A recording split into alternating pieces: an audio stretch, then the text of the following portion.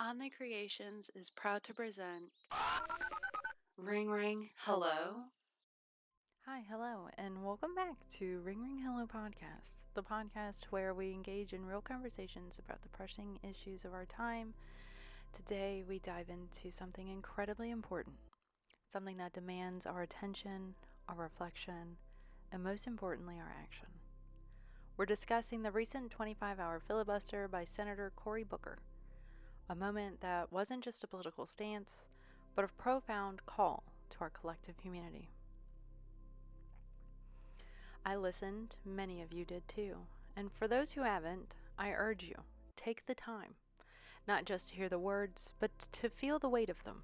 And over 25 hours of speaking, Booker didn't merely point fingers, he illuminated a harsh reality. The failure of our government to uphold the people it was sworn to serve.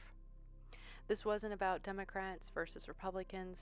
This was about accountability, about moral reckoning, about recognizing the power and responsibility that rests with us, the people.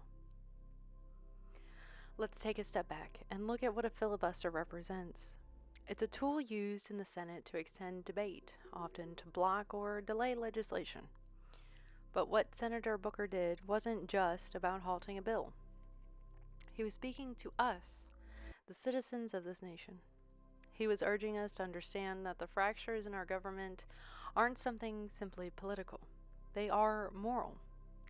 They stem from a lack of accountability, a disconnect between leaders and the people they serve. Throughout his speech, Booker drew from historical references, moral imperatives, and lived experiences of real citizens in our communities to paint a picture of a nation at a crossroads. One where division isn't just political, but deeply personal. One where we must decide, do we choose unity or do we succumb to the narrative of opposition? He repeatedly emphasized that our government's problems do not belong to one party. They belong to all of us. It's easy to dismiss speeches like these as just another politician speaking on the Senate floor. But this moment was a different. Booker spoke as a representative, yes, but also as a citizen, as a son, as a human being who understands that real change does not come from policy alone. It comes from us, from communities willing to set aside partisan labels and recognize that at the core, we are people first. He called on us to lean into empathy, to step outside of our echo chambers, to listen, not to just respond, but to understand. Imagine if we did that. If instead of engaging in debates fueled by party lines, we spoke with one another about what actually matters: justice, dignity, and fairness for all. Imagine if we prioritized moral good over political allegiance. Are we ready for that? But that's what's at stake here. Not a win for one party or another, but the survival of a system that is meant to serve all people. If we don't take action, if we don't hold our leaders accountable and demand more from them, then we allow corruption, complacency, and division to flourish. So what do we do? First, we listen. Not just to politicians, but to each other.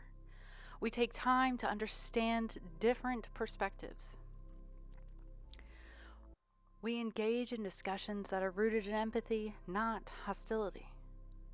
Second, we act. Whether that means calling representatives, getting involved in local government, or simply having tough but necessary conversations with our own circles. Change doesn't happen in grand gestures alone. It happens in the small, everyday choices we make. Finally, we hold on to hope, because if there's one thing Booker's filibuster reminded us, it's that this country is capable of greatness. We've seen it before. We can see it again. But only if we come together in unity and love and a commitment to justice and in a refusal to accept anything less than true accountability.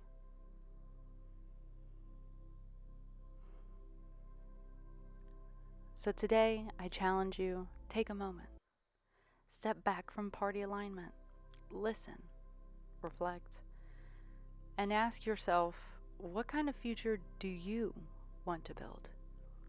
Because it starts with you, with us. With all of this in mind, I leave you with a video clip of my own personal response to Cory Booker's call to action for America. Thank you for turning on and tuning in to Ring Ring Hello, the podcast where no matter your background, you're not alone in a post-COVID world. And thank you for being part of the mission to curate a better reality for all. And don't forget, love yourself today. You're worth it. Greetings all. I am grateful for this opportunity to gather with you in community.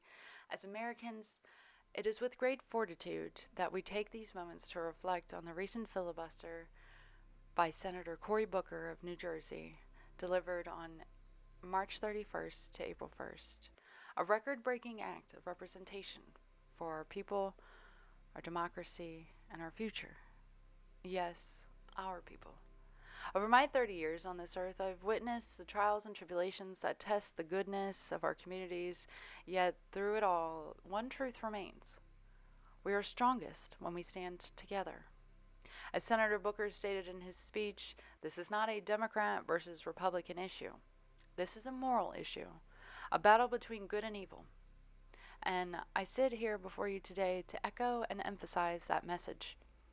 Yes, we must first acknowledge the reality of our society, our growing divide fueled by hatred, fear, and misinformation.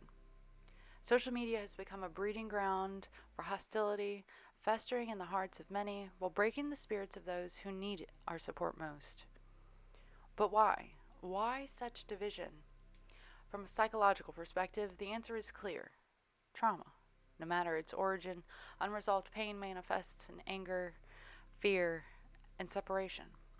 But history has shown a united people cannot be divided. As Americans, we once embraced the values of loving our neighbors, standing up for those less fortunate, and supporting our communities. Since 2020, however, I have noticed a decline in that commitment, both in myself and those around me. Whether due to the fear of illness or the isolating effects of uncertainty, we have drifted from those core principles. Now, 5 years later, we have elected officials issuing urgent calls to action. Senator Booker's words resonated deeply with me, particularly his emphasis on the role of community leadership. Leadership. That is what we need today in America. Not blind obedience, not following led by hatred, anger, or fear, but leadership guided by empathy, strength, and vision. A leadership that seeks to build a more perfect union, grounded in liberty and justice for all. Yet, over the last decade, we have not seen such unity. Instead, we have witnessed division, distrust, and disconnection. But here's the truth. We cannot accomplish meaningful change alone. A leader cannot lead without community. We all face struggles, economic hardships, division, trauma, uncertainty of the future. But in that shared experience of pain lies our greatest potential. When we overcome with love, accountability, and grace, we become a source of strength and renewal for those around us. Like a fresh spring rain, our resilience can bring boundless blessings of potential, but only if we commit to it. And commitment is the true challenge we face today. We become blinded to the commitment of our union, blinded to the foundations of our democracy, and blinded to the empathy we owe our neighbors. And yet this country is more than just an economy, more than just a tool for greed or pride. We are a family. It is time we reclaim our commitment to one another, to our communities, our country, and ourselves. Let us not wait for change. Let us be the change. Today, tomorrow, and every day that follows. As an entrepreneur and dedicated community leader, I invite you to take part in something greater than ourselves, to embody that very spirit that built this nation. Because together, we can create a more perfect union, one that truly delivers liberty and justice for all.